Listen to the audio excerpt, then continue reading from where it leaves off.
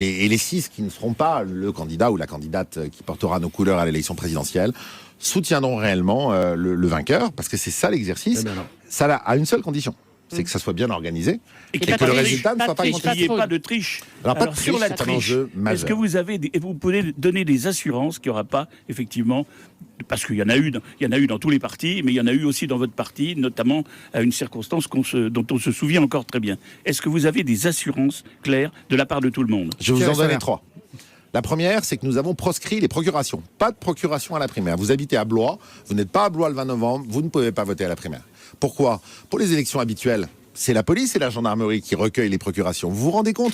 La loi n'offre même pas à un fonctionnaire municipal dans une mairie la capacité de recueillir une procuration, tellement c'est sensible. Je ne savais pas organiser une primaire avec un système de procuration qui n'aurait pas rendu l'élection contestable, donc pas de procuration. Et déjà, croyez-moi, quand on a enlevé les procurations, vous avez enlevé 80% des turpitudes potentielles. Deuxièmement, nous devions mobiliser dans nos 10 228 bureaux de vote, au moins un président, bien sûr, et 3 assesseurs. 4 personnes par bureau, ça fait au moins 40 800 personnes à mobiliser. Nous avons mobilisé plus de 72 500 personnes.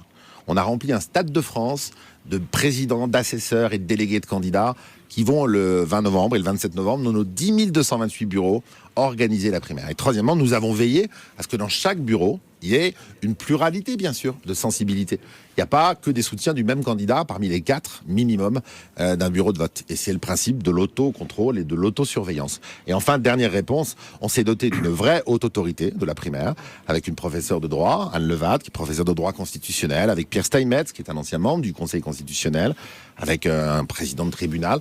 Et croyez-moi, s'il y a des contestations, et il y en aura, il y a des contestations dans toutes les élections, même générales, sur un bureau en particulier, et que des recours sont formés, ces recours seront jugés en toute indépendance par cette haute autorité qui appliquera la loi. Alors, Robert Namers, on va revenir sur la question fondamentale qui est l'après 27.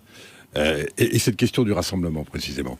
Parce que les candidats, par profession de foi, disent de toute façon on se rassemblera derrière celui qui aura été choisi, élu à la primaire, on peut l'imaginer, avec d'ailleurs des variantes dans l'investissement, mais on peut l'imaginer.